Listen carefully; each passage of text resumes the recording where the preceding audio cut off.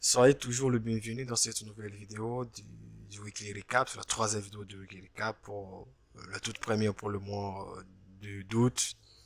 Et si c'est pour la première fois que vous tombez sur mes vidéos, les amis, n'oubliez pas de vous abonner, d'activer la poste de notification. À tout le monde, salut les gars. Ah, salut à tous les traders, content de vous retrouver à nouveau dans cette nouvelle vidéo du Weekly Recap. Ah, salut à tous les traders, salut à tous les traders. Content de vous retrouver dans cette nouvelle vidéo de Weekly Recap, où il y a tellement beaucoup de choses à vous dire. On va directement le voir, qu'est-ce qui s'est vraiment passé cette semaine sur les marchés. Ok? Et d'où viennent tous ces bons mouvements? Si vous regardez sur les graphes, là j'ai les dollars américains contre les yens japonais. Tous ces mouvements ici, techniquement, vous pouvez pas l'expliquer. C'est pas, vous pouvez me dire, la trendline a été cassée, ouais. Ok, on peut dire que la trendline a été cassée. La trendline a été cassée. Puis il y a eu retest qui supporte les prix pendant le plus vue dans les différents supports bancaires. Ça peut marcher, techniquement, oui. Mais là, non, ce qui nous intéresse, c'est la partie fonda. Comment imbriquer cela, attraper ce genre de mouvements. Parce qu'on a vu, chaque fois que la trendline a été cassée, les marchés reviennent à la hausse. Là également, il y a ce trendline qui a été cassé pendant un temps, qui supporte le prix, et ben, le prix est parti à la hausse. Ici, pareil, trendline qui était là, cassé, puis il est parti à la hausse. Mais ce mouvement ici, c'était quoi? Il y a différentes interventions de la Banque centrale sur le marché. La Banque du Japon sur le marché est combinée aux hausses du taux du Japon. C'est à peu près 15 ans plus tard que le Japon a mis fin. Ça a à peu près 15 ans que le Japon a mis fin au baisse du taux négatif qui était à moins 0,10. Là, on est à 0,25, c'est rien. Hein? Avec plus d'entente que le Japon va encore augmenter ses taux d'intérêt et commencer à réduire ses avoirs en termes de achat d'obligations. Ce qu'on va voir. Directement, je m'en vais sur je vous mets les calendriers macro. Ok, ça est là, comme à l'accoutumée. Déjà, c'était les mardis. Le lundi, il n'y avait pas. Les mardis du 30 juillet 2024, on avait les taux de croissance du PIB qui sautait à 0,3 comme le prévoyait une faible croissance de 0,1% par rapport aux premières au T1. Okay?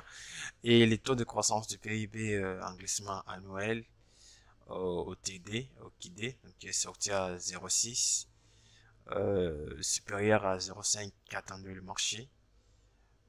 Et le mardi, l'annonce qui était beaucoup plus importante pour moi, c'était les offres d'emploi. Parce que je regarde plus l'emploi vu les attentes par rapport à la Fed qui, par elle, met beaucoup plus l'accent sur l'emploi. L'emploi sur le site du Bureau of Laboratoire Statistique des États-Unis, c'est vraiment intéressant d'aller voir un peu partout. Là, c'est tableau A, possibilité d'emploi, d'embauche et le départ total par l'industrie donnée, ainsi de suite. Ici, ce qui va m'intéresser, c'est quoi? Vous allez voir, il y a total privé.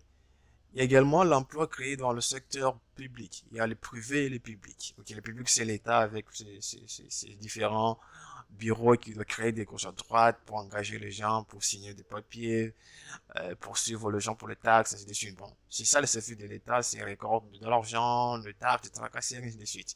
Ok? Non, dans le secteur privé, c'est là qu'on crée plus de richesses. Parce que les emplois créés par l'État ne créent pas tellement de richesses dans la société, non. Mais c'est les emplois privés qui créent plus de richesses dans une société, donc dans une économie. Ok? Maintenant là, qu'est-ce qu'on a? On a vu le total privé. Et là, qu'est-ce qui se passe?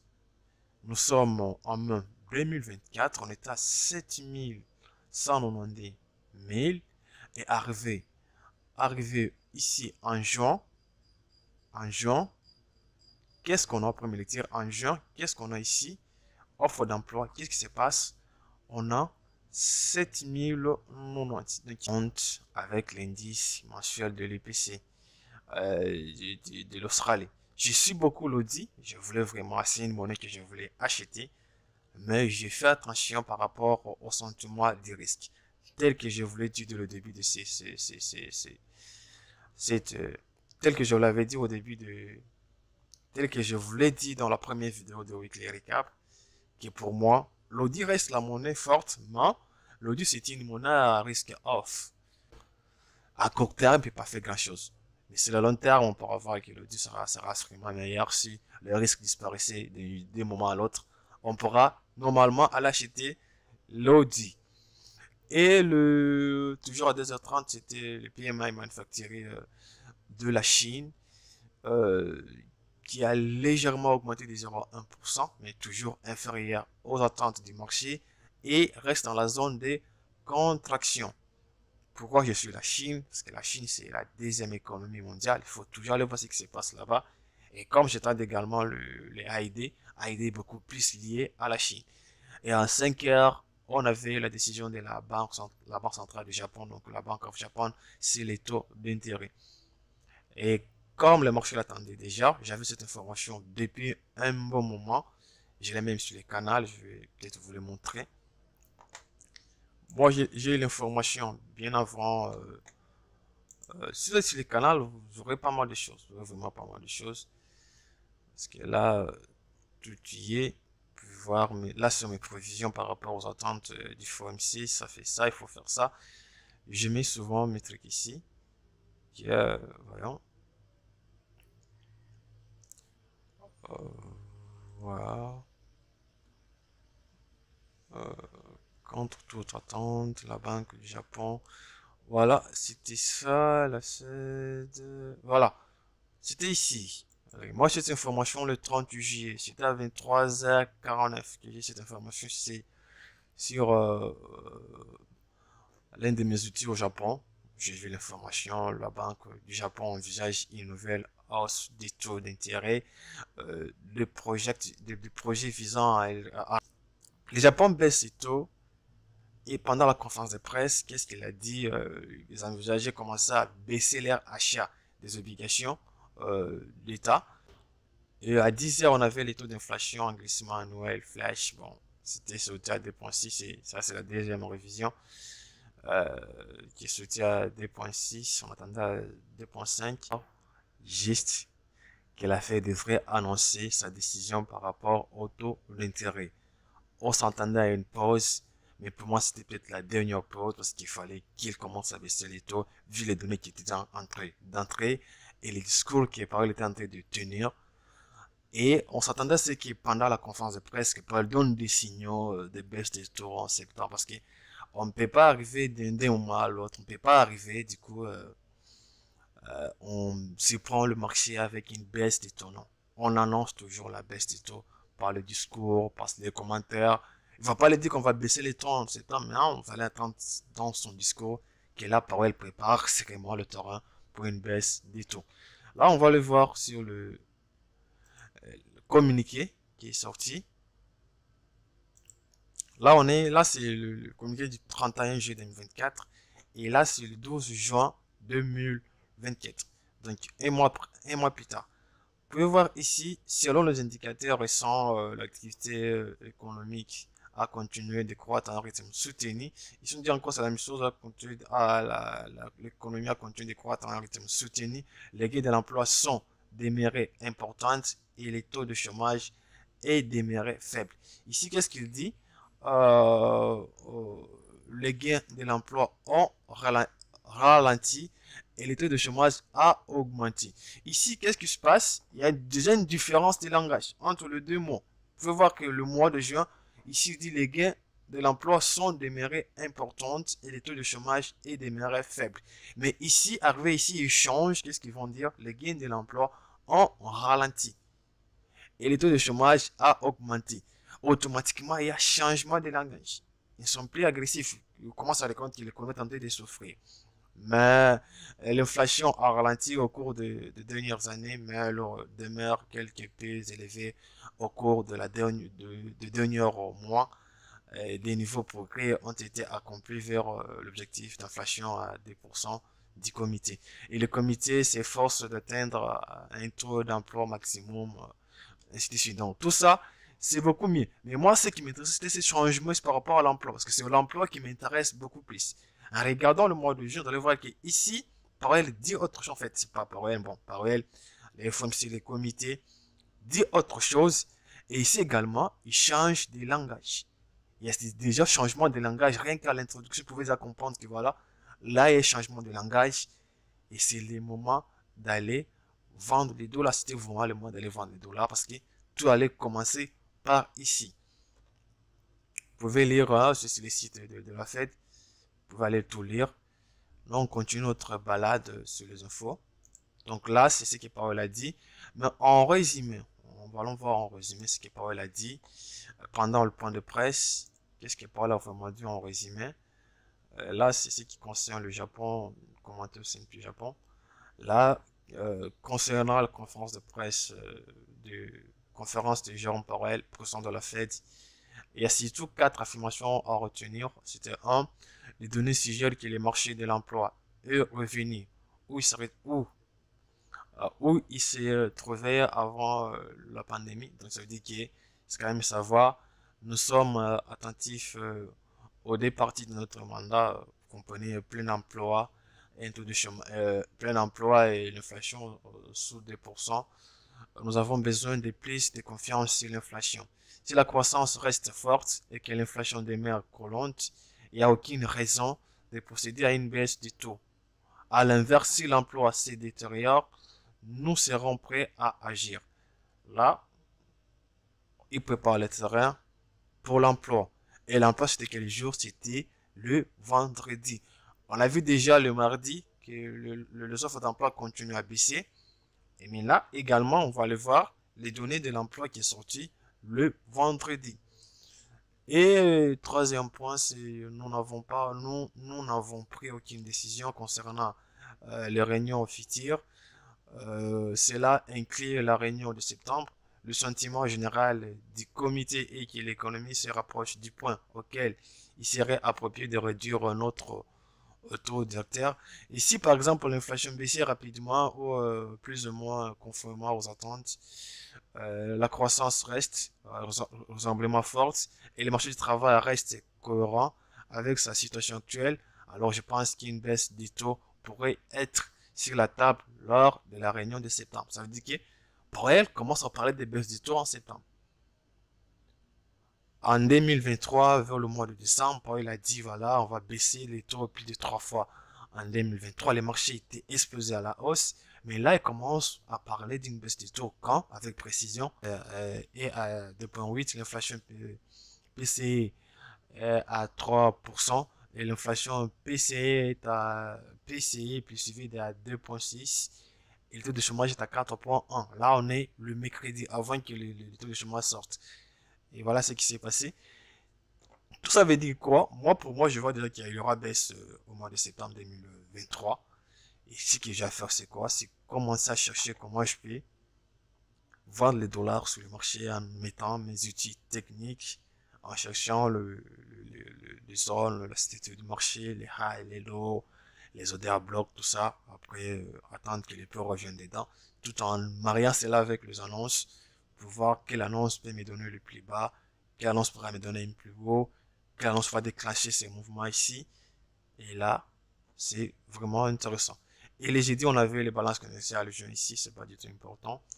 Balance commerciale, il faut aller voir.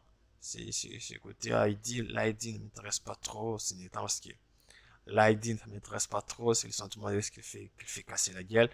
J'aimerais que ce sentiment de risque disparaisse pour que je puisse vraiment me jeter sur le marché.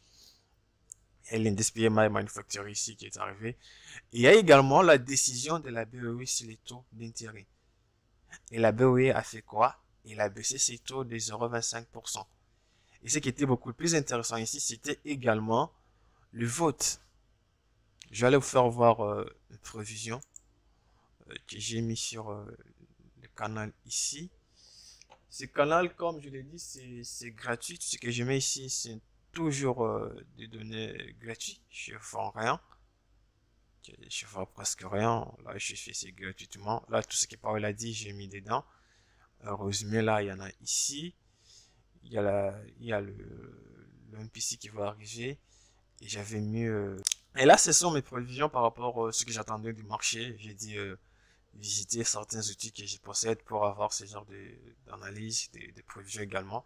Ici, le baisse des taux de 25 points de base, le vote de 7,8, réduction vise maintien. Donc, on s'attendait, premier scénario, c'est qu'il y a au moins 7 personnes qui votent pour la baisse et dès qui votent pour le maintien, et 0 personnes qui vont voter pour l'hausse des taux. Et deuxième scénario, c'était quoi?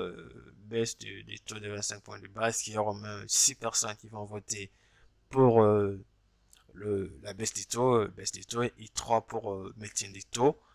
Et également, justification de la politique, on a dit la hausse de l'inflation des services en partie bruyant. L'inflation est prévue en légère hausse en, en raison de la baisse du taux du marché, malgré le renforcement de la livre sterling, pas assez pour empêcher, ainsi de suite. Et le GPP dollar pouvait aller là-bas, mais moi, c'était pas la monnaie que je voulais trader parce que j'avais un dollar faible et un GPP qui allait également s'affaiblir. C'était pas du tout intéressant d'aller chercher chez le GPP dollar. J'étais allé voir sur le GPP yen parce que pour moi, la yen était forte. Et le GBP euro allait prendre plus de valeur parce que si les dollars baissent, l'euro en profite souvent beaucoup. Et il y avait aussi également le franc suisse qui reste pour moi la monnaie la plus forte. Le franc suisse est souvent forte et c'est une monnaie qui oblige la banque centrale d'intervenir pour la rendre faible. Vous comprenez pourquoi? C'est vraiment intéressant. Là, si vous rejoignez le canal sur le Telegram, vous aurez vraiment beaucoup d'informations. Ça y est, je mets souvent pas mal de choses, de commentaires, et tout ce que Messier de la Banque centrale a pu dire. Et là, on continue. Le vote, il y en avait ici, j'ai enlevé ça. Et voilà. Il y a les PMI Manufacturing ici. Il y a plusieurs composantes ici. Vous pouvez aller voir le composante emploi. Qu'est-ce que ça vraiment dit? Je vais essayer de mettre les impacts ici. Je remets un impact D pour voir si j'ai les données sur là on sort mercredi, on était jeudi. Il y a eu 2 heures, il y a eu des votes. Il se voit qu'il y a eu réduction, il y a eu 5 par rapport à 9. Nous, les provisions prévoyaient 6, on s'entendait à 6, mais il y a eu 5 qui ont voté pour le baisse et 4 qui ont bossé pour le maintien. Mais on aura sûrement notre baisse du taux au mois à venir. Il y a les procès verbaux, vous pouvez cliquer pour aller lire qu'est-ce qu'ils ont dit. C'est dispo. Je ne sais pas, vous voulez aller vous mettre là, il y a beaucoup de choses qu'ils ont dit, vous pouvez aller voir. Il y a 13 demandes initiales d'emploi ici. Il y a plus de gens qui demandent des élections emploi. Il y a eu le coût de la main d'œuvre qui est sorti à 0,9. Donc on était le coût de la main d'œuvre au Q1 c'était à 3,8 et actuellement le coût de la main d'œuvre est à 0,9. Vous comprenez qu'il y a de plus en plus refroidissement du côté de l'emploi. Et le discours de BOE, on avait ici les PMI Manufacturing et les PMI Manufacturing ISM qui est sorti à 4,6.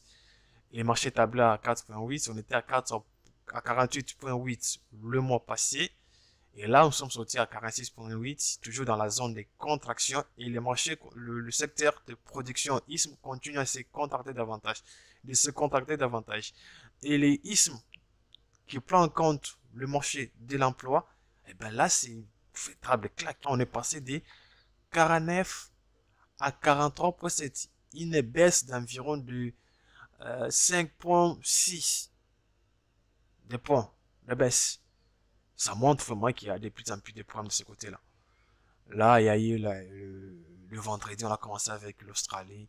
Pour moi, l'Australie, tant qu'il y a des problèmes du côté sentiment de risque, tous ces données ici, c'est mieux. Ah, là, il dit va se casser la gueule par rapport au sentiment de risque. Il y a également l'IPC, en fait, l'inflation à la production ici qui est sortie à 1% comme le consensus qui a été disait au mois comme ça a été. Et là, qu'est-ce qui se passe? On continue, discours de Messier. Et on est le 13, le vendredi, à 13h30, on a l'emploi non agricole. Et regardez ce qui se passe. Les marchés tablés sur le 179 000. Et là, on est sorti à 114. Une baisse d'environ d'environ combien là, par rapport aux attentes, c'est pas mal, à peu près 50 quelques, 56, un truc pareil, ok. Et encore, il y a eu révision à la baisse. Il y a une révision à la baisse. On a révisé à la baisse les données du mois passé. On peut cliquer pour aller voir. Ça a été révisé à la baisse. Ok. Là, on avait le données qui était là, c'était on est au mois de mai, on était à 26, on est arrivé à la baisse à 75, on est arrivé à la baisse. Là, ça se va pas très bien, on peut le voir.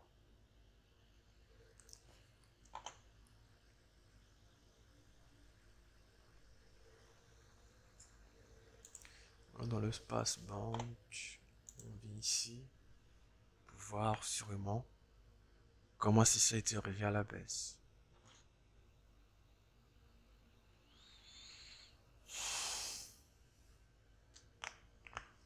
Là, toujours cette semaine, le calendrier macro, la semaine prochaine, cette semaine, voyons voir ce que ça va me donner.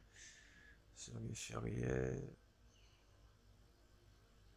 c'est pas ça, je vais prendre, ferme les 4, je vais prendre vendredi, ça m'intéresse pour moi, sur les vendredis. Et là, les données IS ici, voilà, là c'est les données IS sur l'emploi. Qu'est-ce qui se passe? On a la création de l'emploi dans le secteur non agricole ici. On a une baisse d'environ, voilà, une baisse par rapport au mois passé. Au mois passé, on était à 179. Ça, c'est revu à la baisse, ok? Ça, c'était revu à la baisse. On va cliquer pour le voir. Ça a été revu à la baisse. C'est pas ça.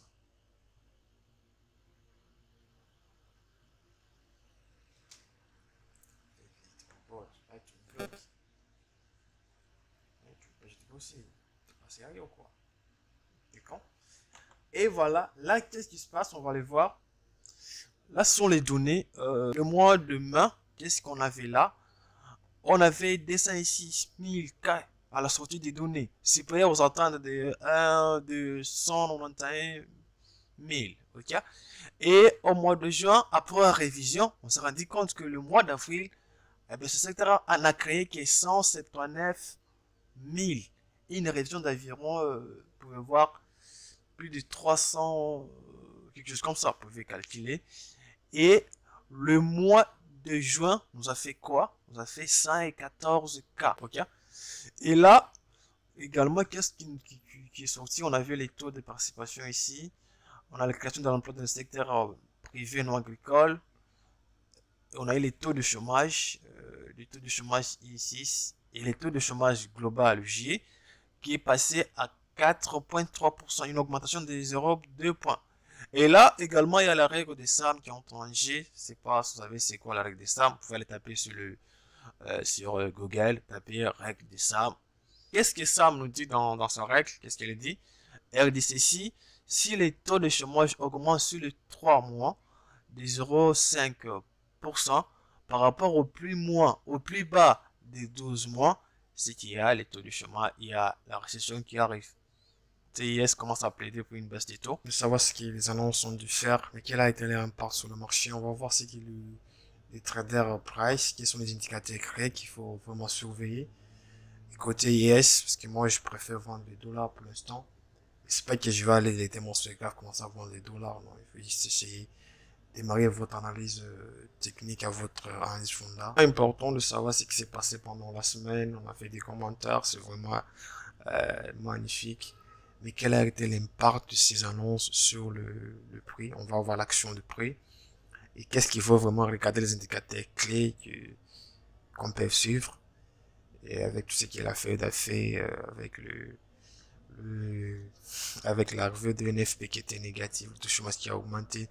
Même si le point positif de toute cette semaine, c'était que les taux de chômage n'est pas dû au licenciement de gens dans différents emplois, non, différentes sociétés, non, c'est juste qu'il y a eu plus de la main-d'œuvre disponible qui a fait que les taux de chômage a pu augmenter d'ici rapidement. On parie que ça va continuer à augmenter. Là, on va aller voir les obligations à 10 ans, les obligations IS 10 ans. Vous voyez quoi? Eh ben, c'est vraiment une semaine beaucoup plus magnifique, hein. Vous voyez que le marché revient le point le plus bas ce point le plus bas de 26 décembre 2023. Et là, qu'est-ce qui se passe? Le marché anticipe probablement une baisse du tout. La première fois qu'il y a une baisse du taux, l'anticipation c'était au mois d'octobre 2023. Puis les plus bas du 28 septembre, du 28 décembre 2023, presque, le prix est à ce niveau-là. Donc le marché anticipe totalement le baisse du taux. Et là également, je vais aller voir. Pareil pour mon préféré, c'est les obligations à des ans. Pour les gens qui sont dans mon académie, dans ma formation, ils savent pourquoi j'adore les obligations à des ans. Pourquoi je les utilise toujours. Vous allez voir qui est le plus bas du 9 janvier 2024 est déjà cassé. Là, les marchés se dirigent vers le plus bas du 23 mars 2023. Ok. Puis on pourra le voir le VIX. Qu'est-ce que le VIX a vraiment fait? Et le VIX était allé jusqu'à atteindre la barre de 129. La barre de 29. Le VIX était aux alentours de 29. Donc il y a vraiment l'arrivée du sentiment de risque off sur le marché. On va voir les dollars américains, l'indice du dollar américain. Voilà, il s'est cassé la gueule. Voilà. Bon, quand je commençais à analyser ces marchés, j'étais à ce niveau-là. Et je vis que ça allait continuer à baisser. Et il y avait une balance sur laquelle l'UPC pouvait réagir. Et le vendredi, c'était vraiment le jour qui s'est écroulé. On va aller voir les obligations ici. Voilà. Vous allez voir que les TLT, c'est un ETF qui suit les obligations à 20 ans des, des États-Unis. Et ici, qu'est-ce qui se passe? Si cet indicateur augmente beaucoup plus, donc ça veut dire que les gens ont confiance, ils peuvent acheter la dette, et que la dette américaine prend plus de valeur. Donc, quand ça prend de la valeur, ça veut dire que le rendement baisse, les obligations deviennent euh, chères, les obligations prennent plus de valeur, et les rendements baissent. Ça fait également acheter les dollars. Là, on peut voir ça c'est pour les gens qui font qui tradent les indices.